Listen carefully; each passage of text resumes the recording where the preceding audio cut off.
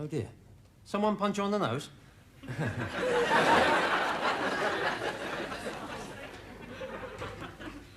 Morning, Tom. Oh, dear. Someone punch you on the nose? I had a slight accident with the door. Oh. Your father rang. Wants to talk to you. Really? Well, if he rings again, can you give him a message? Tell him I didn't want to talk to him.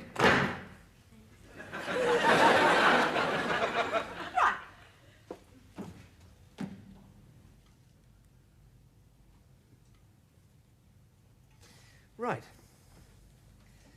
Right. How are things at home, Mrs. Cranley?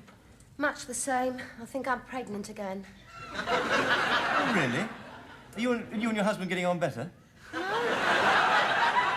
We argue all the time. No. I'm fed up, Doctor. It's really getting me down. Well, you mustn't let things get on top of you, Mrs. Cranley. Especially your husband. I'm going to put you on a course of iron tablets, and I'd like to see you again in a week's time. Okay? You'd make an appointment with Louise on the way out. Thank you, Doctor. Great. I hope your nose gets better soon. Yeah. Something. Right.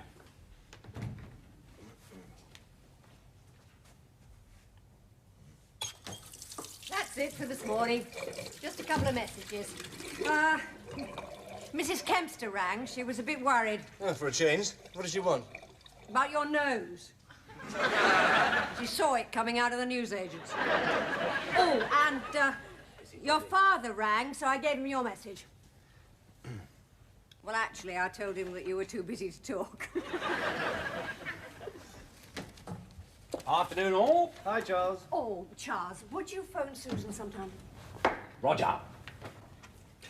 So, how are you, old fruit? Fine. Oh, what happened? Someone punch you on the nose? I had an argument with my father, you know, and... He hit you? No. He was in the sitting room and I was in the kitchen and we were arguing through the hatch and then he closed the doors rather too quickly and you know, look, it's nothing. I probably don't even need a plaster. Darling, Louise said you wanted to have a word with me. What? Tom? No, he hasn't been in a fight. They just had a minor disagreement with his father. Toby trapped his nose in the kitchen door. No, it was the hatch door. And who's she been talking to? No, not Toby's nose. Tom's nose. And there was no fighting. It was an accident. It's nothing. It was an accident. It's nothing. Just a nice little cut, healing nicely. Oh, by the way, did that plumber turn up? Good. Right, well, I'll see you tonight, darling. Yeah, bye. What was all that about? She had heard that you'd been in a fight and needed 3 stitches. Who's she been talking to? Mrs. Kempster. She saw you coming out of the newsagent. For goodness sake, Charles, I told you I had an argument with my father and he slammed the hatch doors in my face. It was an accident. Did it hurt? Only when you pulled the plaster off. Well, what happened? Well, everything came to a head last night. Dad was in a really bad mood because Madeline hadn't turned up for work. And I was furious with him because he'd mucked up the reconciliation with Mum. And he was furious with me because I'd been taking Madeline out behind his back. Then I accused him of being a cheapskate because he took Mum to a freebie medical do instead of somewhere more romantic. Yeah, and he called me a hypocrite because I'd done the same thing with Madeline. It's healthy to discuss these things. On top of all that, he thinks I pranged his car. Why? Well, I told him I did. Oh. Did you? No. It was like that when I went to collect it for him on Sunday. Mum had done it when she and Madeline drove back from the hotel. Oh. Then things got really nasty. I told him, either go back to Mum or find your own place. What did he say? He said, I don't think I've ever been treated like that by my only son. It's emotional blackmail. That's all that is. And what did you say? That it was emotional blackmail. That's why he slammed the hatch doors in my face. But look, he has been staying with you for over 3 months. It had to be said one day. I know, but it really upset me. He is my father. And now we're not only not living together, we're not even talking. He'll get over it. But will I? Tom, you did the right thing. Sometimes you have to be cruel to be kind. Yeah, I know. Yeah. I find it funny, though, What? being back at my mother's. Sure. What? Well, I've left him, Charles. I've had enough. I couldn't stand any more. I've gone back to my mother's. You pranny? What? It's the same when you are still married to Helen. You allow yourself to be manipulated. Well, what would you have done? I have been telling you for weeks. Kick him out. Oh, it's all very well for you to say that, Charles. He's not your father. I mean, he's not good on his own. Well, he's on his own now. In your flat. I know, but... And Helen is on her own. In your house. I know. Except when that solicitor friend, dear Harvey's, with her.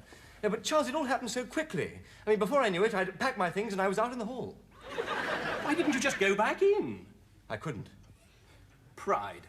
No, I hadn't got my key. Well, why didn't you knock? I couldn't. Why? Pride. You know me, Charles. I'm not good in a confrontation. It is ludicrous. Well, how long are you going to be staying at your mother's? I don't know what I'm going to do. Look, you are going to have to assert yourself. Come. If you cannot deal with this matter face to face, write him a strong letter. Well, what shall I say? Say that you want him out of your flat by the end of the week. It's the only way. Right. Dear Dad. Oh, it's too friendly. Just Dad. Yeah. Dad. Yeah. Could you possibly move out of the flat by the No, weekend? no. I want you out of my flat by Friday. Right. I want you out of my flat by Friday. If not sooner. Yeah. If not sooner. I have tolerated you and your selfish ways for over 3 months.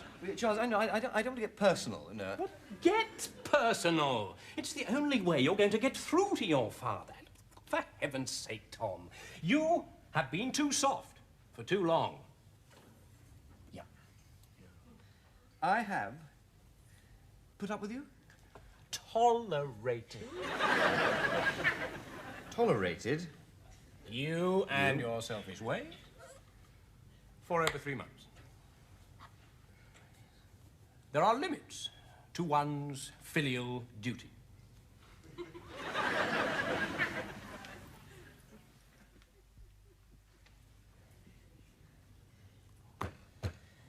Yours sincerely, Tom? Just Tom. Keep it impersonal. Impersonal is the most damning letter I've ever written. I'm off home now. Oh, hang on, Louise. Are you going past Tom's flat? Yeah, I can do. Well, could you just pop this in on your way? Dr. T. Latimer, urgent. But Charles, I haven't had a chance to read it through. You'll only change your mind. Here we are, Louise. And don't ask any questions. It's far too complicated. Okay. See you tomorrow. Yes, don't worry about the doors. We'll lock up. Okay. Oh, I hope I've done the right thing. Of course you have. I said some pretty nasty things in that letter.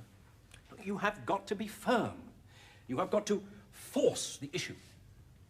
Yeah. Yeah. Maybe he'll go back to Mum. I doubt it. Well, I did. Come on, let's have a drink. Charles, I wish you wouldn't keep liquor in the filing cabinet. It's under S for Scotch. I know, but it makes you look like a, secret drinker. Well, as you disapprove of me drinking in the surgery, I am. Cheers. Cheers. That's more than enough. Quite right. Now, why don't you come back to supper? Get your mind off it. I'll give Susan a ring. No, it's very kind of you, Charles, but I promised Mum I'd be in this evening. You know, she's doing something special. OK.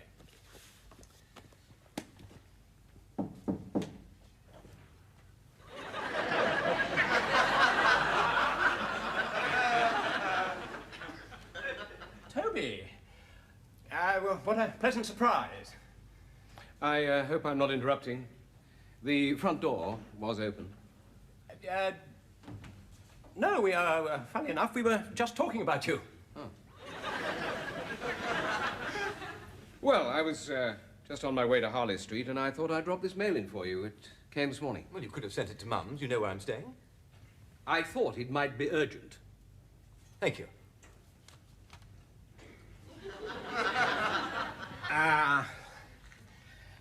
Thanks. Actually, I want to talk to you. Look, I've got a little unfinished paperwork next door. It's all right, Charles.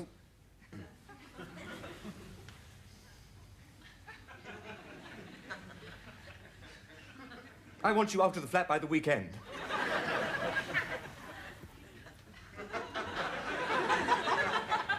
I see.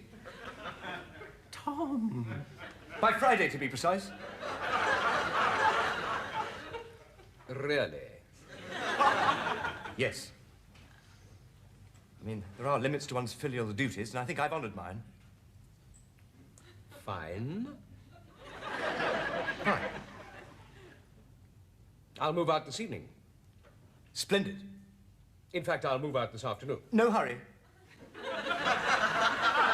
This evening will do. Fine. Fine. Toby. What have you done to your nose? Oh, didn't he tell you? He only hit me in the face with the hatch doors. What nonsense! I merely opened them after you practically broke my nose. Broke your nose? Why, there's not a mark on it. You don't even need a plaster. Neither do you.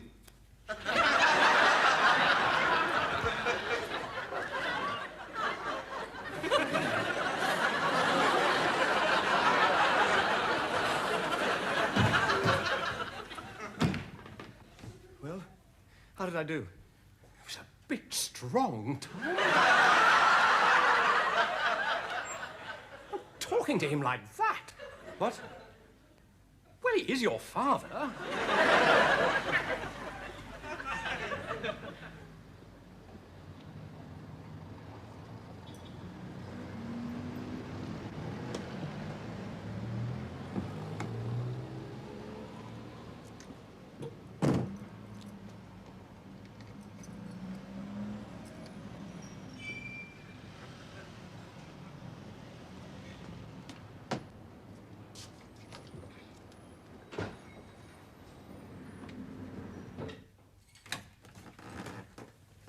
Ah, Madeline, how kind of you to drop in today. Is this going to be a regular occurrence? I'm sorry about yesterday, Dr. Latimer.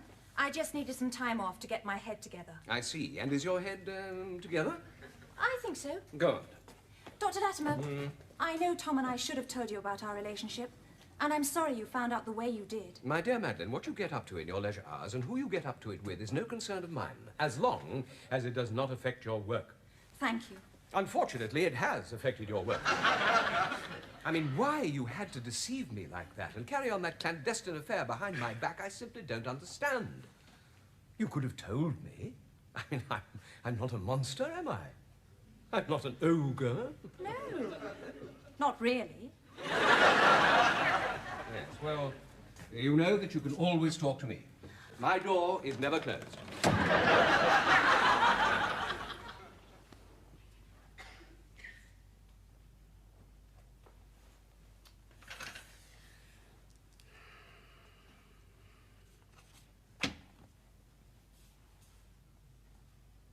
Dear Thomas.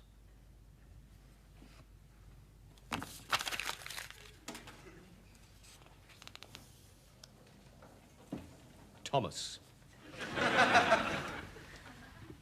I cannot tell you how shocked I was at the way you spoke to me today. Can I talk to you now, Dr. It's not Latimer? very convenient at the moment, Madeline. thing is, Dr. Latimer, it's become quite clear that I can either work for you or carry on my relationship with Tom. I can't do both. So I've come to a rather painful decision. Oh, I see. Well, all I can say, Madeline, is that I shall be sorry to lose you. You're a good secretary.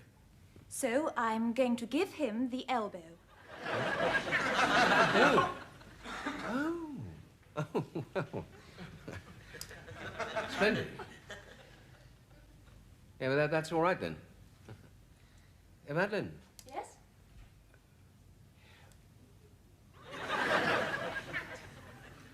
Would you park my car for me, please? And do drive carefully. It's got enough scratches on it already.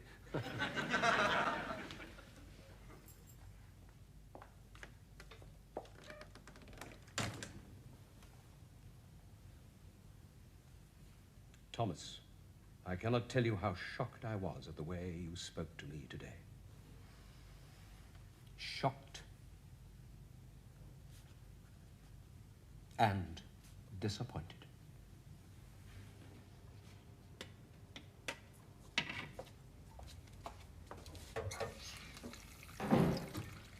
Hello, Tom. I'm in the kitchen.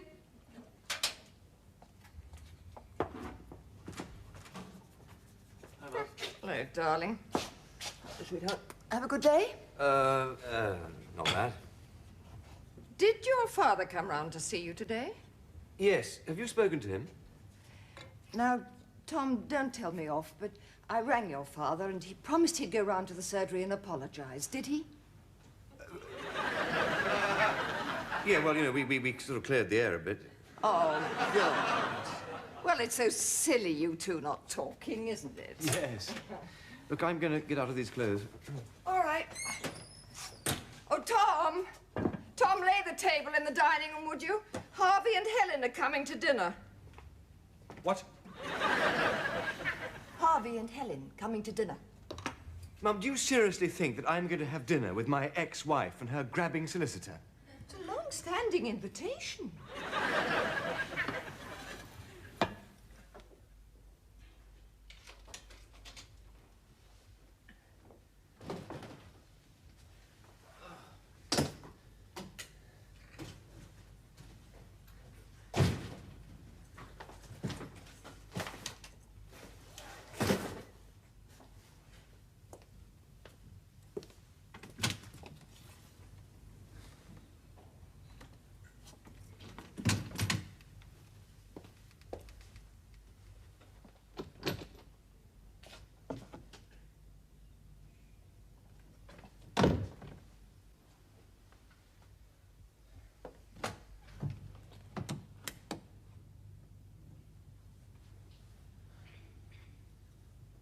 Dad?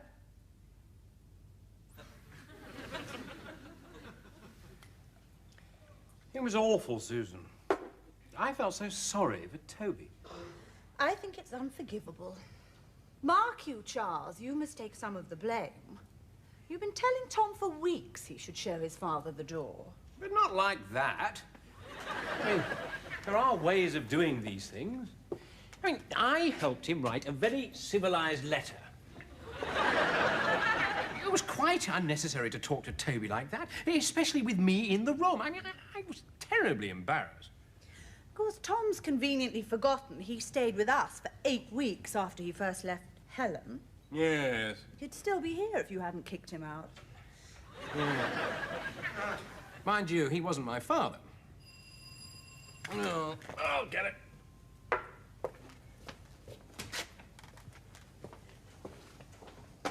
Oh, what a surprise. You're not in the middle of dinner, are you? No. Come in, I'll fix you a drink. Just a tiny one. Darling, look who's just popped in. Tom. Tom! This is a surprise. We were just talking about you. Oh. Do sit down. Oh, thanks. Charles, I want to talk to you about this afternoon. I should never have spoken to my father like that, especially in front of you. Oh, no, look, it was partly my fault. I mean, I did tell you to stand up to him. Yes, I know you did, but that's no excuse. I should never have spoken to my father like that. I should never have treated him that way. Do you know why he came round to the surgery? To apologize. I feel such a swine. Look, I've just come from the flat. And it's funny, but I miss him. The place feels so empty without him. I really do miss him.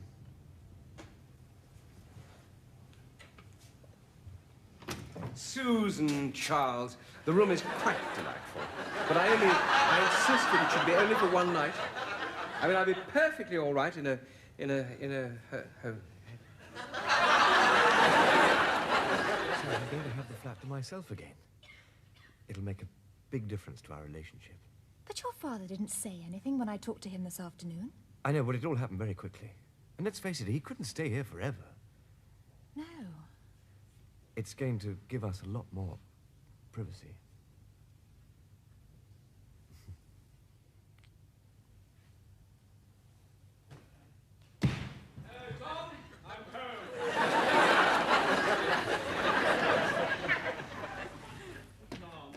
Charles and Susan told me how low you were feeling, so I... Madeline! It's all right, Dr. Latimer. I only came round to tell Tom what I told you this afternoon. That I'm giving him the elbow. Madeline? Madeline? But...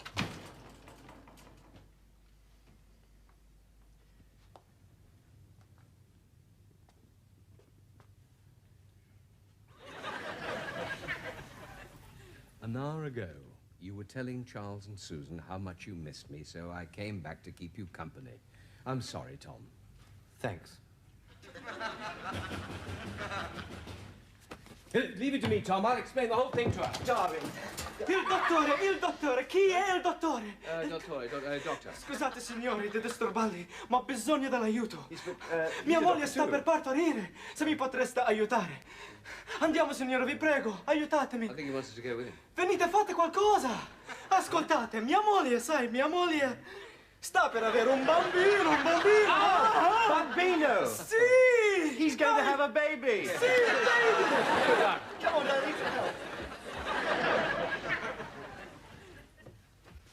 It's not my field. Andiamo, presto! Che pandemonio! Meno male che ci vi ho trovati! È il nostro primo bambino, sai! Preghi, madre, che Dio ce la manda buona! Oh, Dio, Santa Lucia, Santa Teresa, Santa Maria. Calmo. Sì.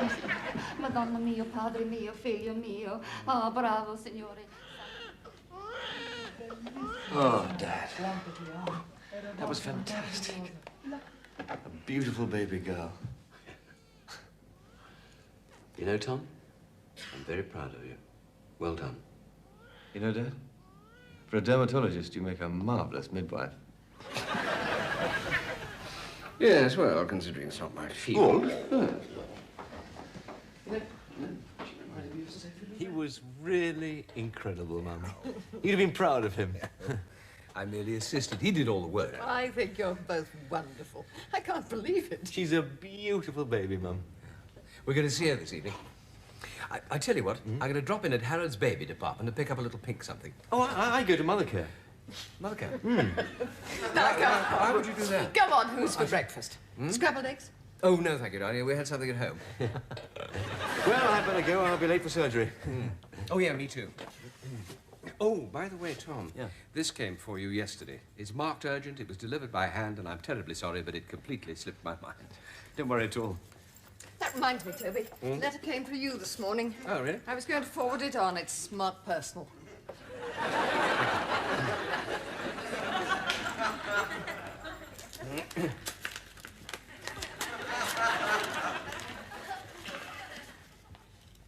Dad, I want you out of my flat by Friday, if not sooner. I have tolerated you and your selfish ways for more than 3 months. Thomas, I cannot tell you how shocked I was at the way you spoke to me today. Shocked and disappointed.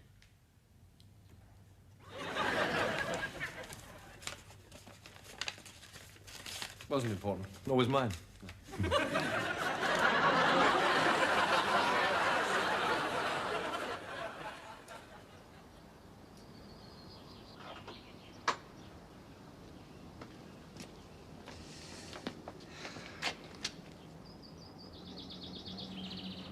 Well, I can't think why I made such a fuss about this scratch. I mean, what's it matter after all? It's only a car. Oh, that's very noble of you, Toby. Well, it's insured. I'm sorry, Tom. It wasn't your fault. Of course it wasn't Tom's fault. No, of course not. That's what I say. I mean, he didn't hit the post on purpose. Oh, please. Tom, I'm not having you take the blame for what somebody else did. What are you talking about? Well, Tom didn't do that. It happened on Friday night when Madeline and I were driving back from the hotel. I was terribly tired. You mean you did it? Of course not. Madeline was driving. Well, as you say, Toby, after all, what does it matter? It's only a car. And you're fully insured. Yes, yes. Quite. Oh, I better go. Bye, Mum. Bye, darling. See you soon. Oh, bye, darling. Bye, darling. Oh, Dad, mind the post.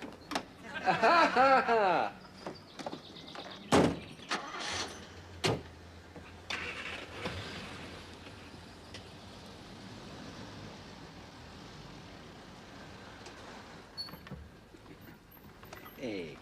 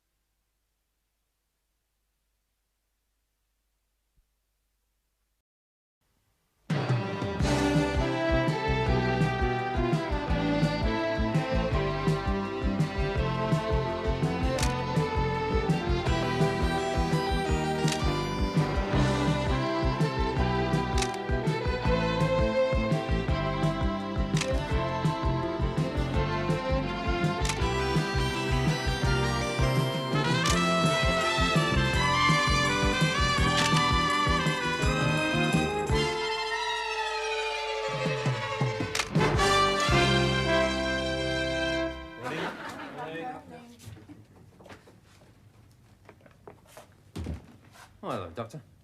Oh, dear. Someone punch you on the nose?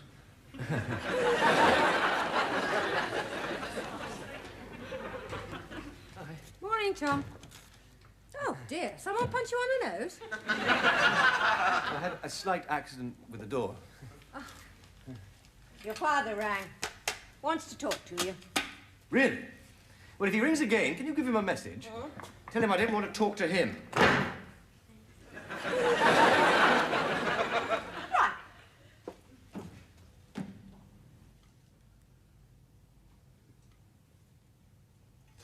Right. Right. How are things at home, Mrs. Cranley? Much the same. I think I'm pregnant again. Oh, really? Are you and your husband getting on better? We argue all the time. I'm fed up, Doctor. It's really getting me down. Well, you mustn't let things get on top of you, Mrs. Cranley. Especially your husband. I'm going to put you on a course of iron tablets, and I'd like to see you again in a week's time. Okay? You'd make an appointment with Louise on the way out. Thank you, Doctor. Great. I hope your nose gets better soon. Yeah. Exactly. Right.